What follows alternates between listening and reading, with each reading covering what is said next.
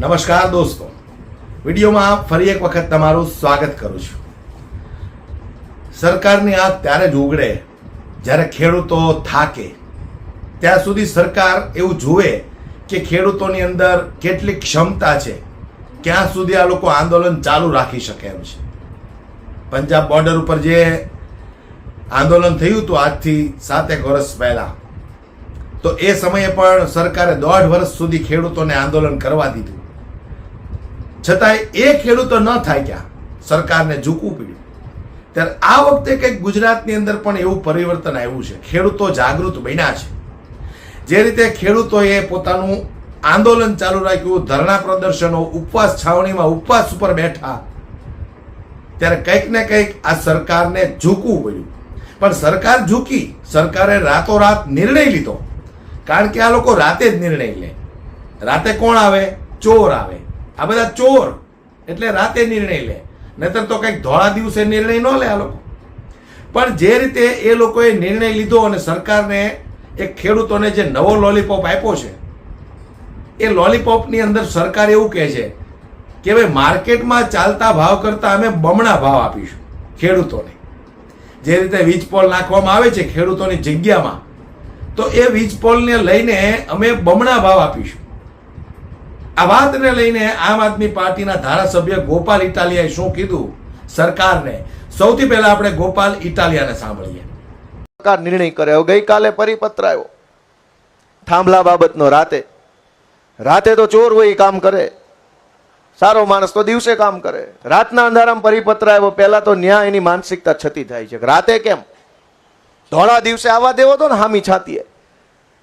રાતે પરિપત્ર આવ્યો અને મેં વાંચ્યો. જે લોકો કેટલાય, લગભગ આ તો 2 વર્ષથી હાલે છે. મને યાદ છે કે સૌથી પહેલા કચ્છમાં લડાઈ થઈ હતી. કચ્છમાંથી ટ્રાન્સમિશન કંપનીના તાર નીકળતા હતા, ત્યારે ત્યાં લડાઈ લડવા માટે આમ આદમી પાર્ટીના આગેવાનો ગયા હતા. પછી આમ આદમી પાર્ટીએ ત્યાં સભા કરી. પછી ગુજરાતભરના અલગ અલગ વિસ્તારોમાં વીજળી કંપનીના તાર નીકળતા, થાંભલા નીકળતા, એની લડાઈ આમ આદમી પાર્ટીએ લડી. પછી ખેડૂતો જોડાયા, કોંગ્રેસ પાર્ટી જોડાય, બધા જોડાયા, ધીમે ધીમે બધા જોડાયા. પણ 1.5 વર્ષથી આ ખેડૂતોના થાંભલાના મુદ્દાની લડાઈ ચાલે છે. એ દરમિયાન જે ભાજપના નેતાઓ કે જે કહેવાતા રાજકીય વ્યક્તિઓ એક શબ્દ નહોતા બોલ્યા, એણે કાલ રાતથી ઉપાડો લીધો છે. ઐતિહાસિક નિર્ણય, ખેડૂતો માટે અભૂતપૂર્વ નિર્ણય. ખૂબ ખુશ થઈ જાય, જાણે કે ખેડૂતોના બધાય દર્દ દૂર થઈ ગયા. હવે ખેડૂત છે આમ અમેરિકા જેવો માહોલ થઈ જાય. 4 પાનાનું કાગળિયું અડધી રાતે બહાર પાડ્યું, ખેડૂત આબાદ થઈ ગયા. 1.5 વર્ષથી ખેડૂતો માર ખાય છે, જેલમાં જાય છે, FIR થાય છે. મોરબીમાં બહેનોને માર્યો. ત્યારે જેની આંખ ન ખુલી, જ્યારે તેનું આત્મા ન જાગ્યો, ત્યારે જેનું મોઢું ન ખુલ્યું, એવા લંગરિયાએ હવારમાં જ્ઞાન આપવાનું ચાલુ કર્યું. ખૂબ સારો. હા, તું સારો નિર્ણય છે. આય તું 27માં સરકાર બદલાય પછી તને થોડુંક વ્યવસ્થિત રિપેરિંગ કરું. બહેનો ઉપર પોલીસ દંડા મારે, જેની આંખ ન ખુલે, જેનું મોઢું ન ખુલે, એને હવારમાં સુરેશની તમાકુ ગલોફામ દાબીને બહુ સરસ સરકારે કામ કર્યું. હા, માગી તમાકુ મોઢામાં નાખીને ઉપડ્યા જ છો. કોક તો આને કે માણાના પેટ ના થાવ. તમે અમને મત ન દો, કંઈ વાંધો નહીં. ભાજપના માણસો, ભાજપના નેતાઓને કહેવાનું, તમને આ કાંઈ દેખાતું જ નથી. આપણી બહેનોને કોઈ પોલીસ મારે એ તમને દેખાતું જ નથી. વિડીયોમાં નહીં, ટીવીમાં નહીં, ફેસબુકમાં ક્યાંય નહીં દેખાતું હોય. કોક તો એવો માણસ હોય ને જેનો આત્મા જાગે, અને ભલે ને જાહેરમાં ન બોલે તો કાંઈ નહીં, અંદર કેબિનમાં જઈને ચા પીતા કહો તો ખરા તમારી પાર્ટીને કે આમ ન હોય. સરકારે પરિપત્ર બહાર પાડ્યો કે અમે 2 ગણું વળતર આપશું. તો વાત સાચી છે, મેં કીધું એમ કે ભાઈ આ ચોર નેતાઓ છે. એટલે જ્યારે ખેડૂતોના હિતમાં નિર્ણય લેવાનો હોય ત્યારે આ લોકો રાતે નિર્ણય લે. કારણ કે ખેડૂતોના આંદોલનની વચ્ચે આવવાની આ લોકોમાં હિંમત તો છે નહીં. ડરપોક છે, નામર્દો છે. નહીતર તો ખેડૂતોના આંદોલનો હોય, ધરણા પ્રદર્શનો હોય, ને આવી અને ખેડૂતોને સમજાવે.